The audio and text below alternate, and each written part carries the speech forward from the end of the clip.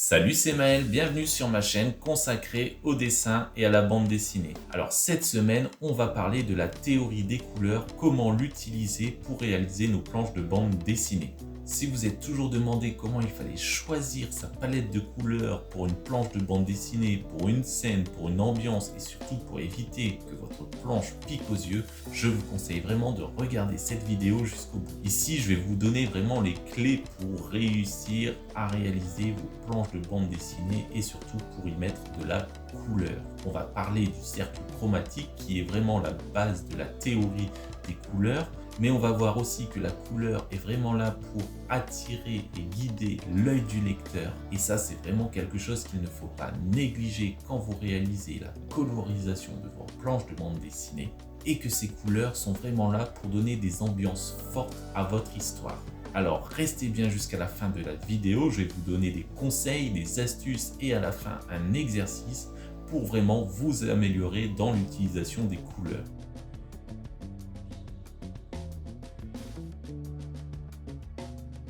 Alors pourquoi la couleur c'est essentiel dans les planches de bande dessinée? C'est vrai que au départ, en général, les planches de bande dessinée, on les réalise en noir et blanc. On peut les laisser en noir et blanc, mais la couleur va venir rajouter quelque chose de supplémentaire dans les ambiances, dans les émotions, etc. Évidemment, le choix peut être fait de rester en noir et blanc. Donc là, le dessinateur va travailler le noir et blanc de manière encore plus fine, encore plus poussée.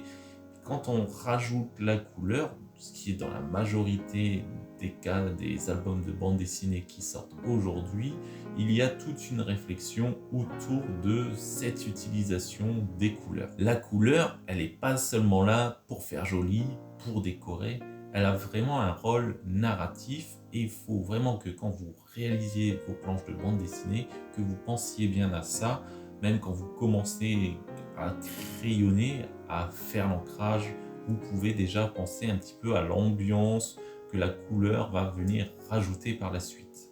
La couleur dans les planches de bande dessinée a vraiment un rôle important et c'est pour ça qu'il ne faut pas la négliger.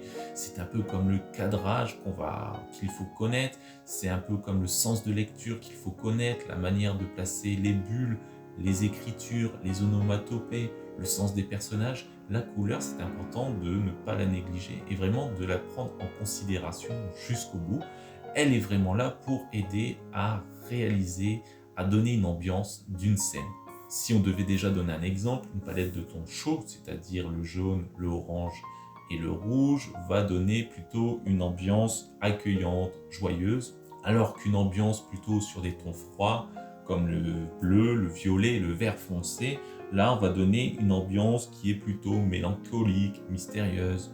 Donc tout ça c'est quelque chose qu'il faut travailler avant, et le coloriste, avant de se mettre au travail, réfléchit à tout ça. Quel ton il veut donner à l'intégralité de l'album, et puis après à quelques planches pour donner une émotion, telle scène, je vais travailler plutôt dans ce type de couleur, dans ces nuances de couleurs. Pour cette émotion, je vais plutôt utiliser cette couleur.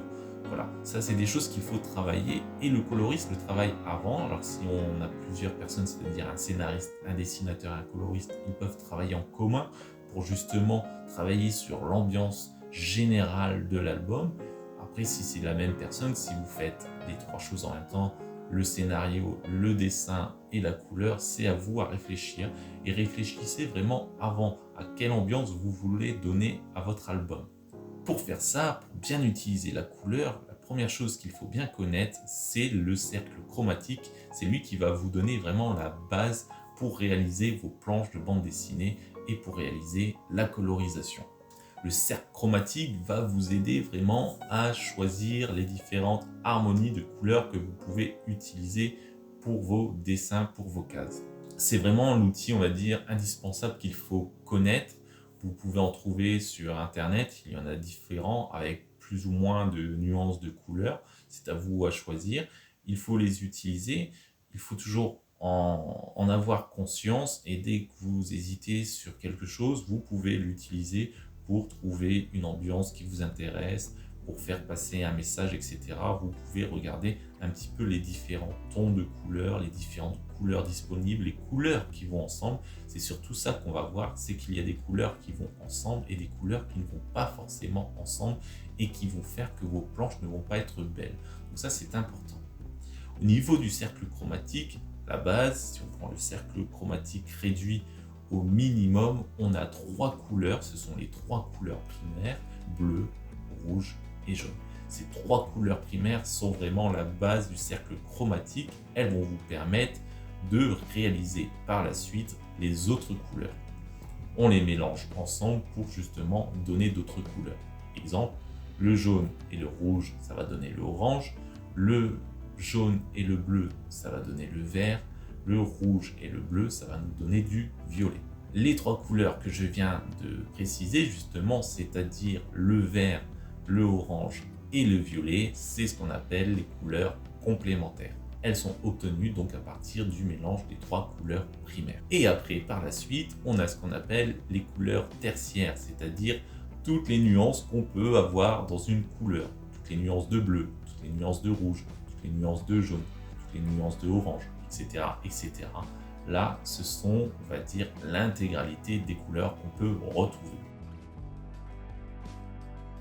Une fois qu'on sait de quoi est composé le cercle chromatique, on va voir un petit peu justement les principales combinaisons qu'on peut réaliser en utilisant justement ce cercle chromatique.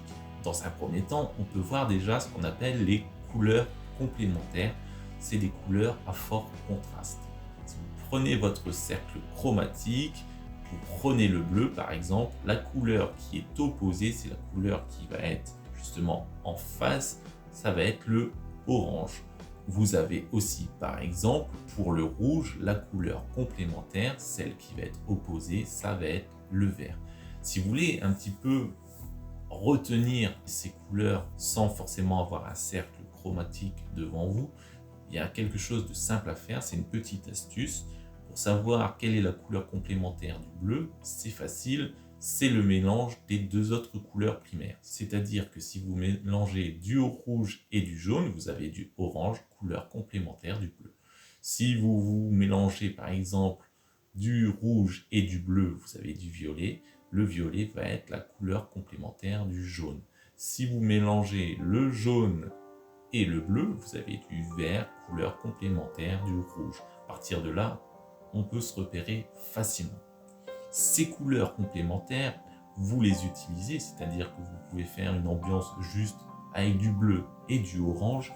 Ça va vraiment attirer l'œil du lecteur et créer un effet vraiment dynamique. On peut le retrouver souvent dans des scènes d'action où on va travailler sur un fort contraste avec le bleu et l'orange pour vraiment montrer une scène de bagarre par exemple. Après, une autre manière d'utiliser le cercle chromatique, et pour justement réaliser vos planches, c'est d'utiliser les couleurs analogues qui vont être des couleurs plus douces pour une harmonie plus douce, c'est-à-dire celles qui vont se trouver sur le même endroit du cercle chromatique, c'est-à-dire les couleurs qui se suivent dans le cercle chromatique. On va en général prendre 3 couleurs, ça peut être le jaune vert et le vert. Avec ces 3 couleurs, vous pouvez donner des ambiances parfaites par exemple pour les scènes de nature ou les scènes de calme. Donc là, c'est une deuxième manière d'utiliser les couleurs. Et après, on a ce qu'on appelle le schéma triadique. C'est là vraiment pour un équilibre dynamique.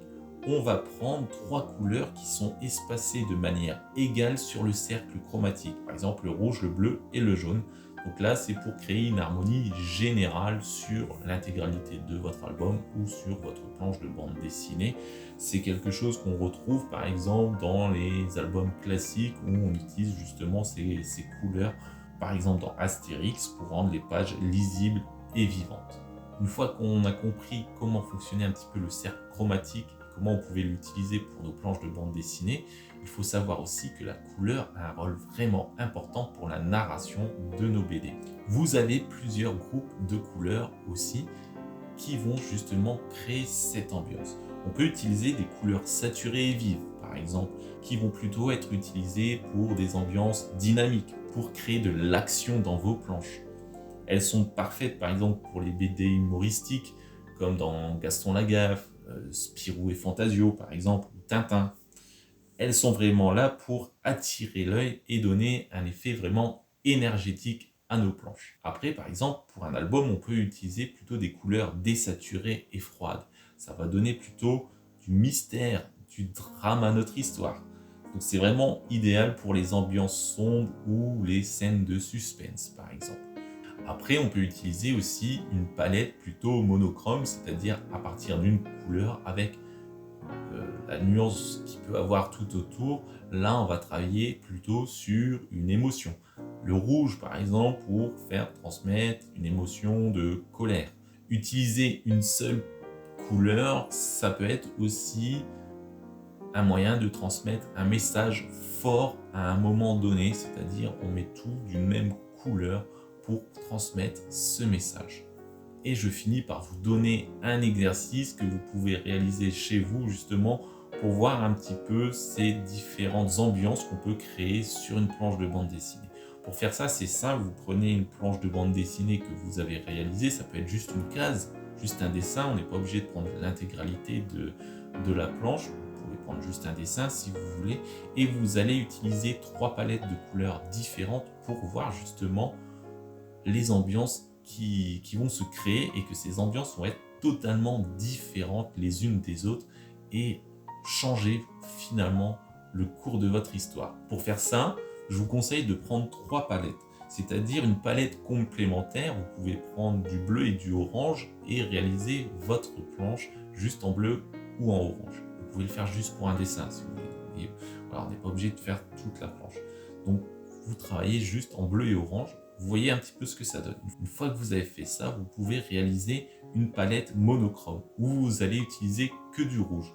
Là, vous allez voir un petit peu ce que ça donne aussi au niveau de l'ambiance. Est-ce que vous allez avoir quelque chose de différent qui va ressortir de votre planche? Dernière chose que vous pouvez faire, c'est utiliser une palette saturée ou une palette désaturée, c'est à vous à voir, pour voir justement les différentes ambiances qui peuvent se créer à partir de cette palette. Et donc, à partir de cet exercice, vous aurez vraiment un petit peu une idée de comment utiliser les couleurs et de ce qu'elles peuvent apporter ou non à votre histoire. Je vous conseille vraiment de réaliser cet exercice, ça va vraiment vous aider en tout cas. Et voilà, on est arrivé à la fin de cette vidéo, j'espère qu'elle vous a plu, qu'elle va vous aider à réaliser des belles couleurs pour vos planches de bande dessinée. En tout cas, n'hésitez pas à liker cette vidéo, à me laisser un petit commentaire et à vous abonner si vous ne l'êtes pas encore. Et puis, je vous dis à la prochaine pour une nouvelle vidéo. Allez, salut, ciao!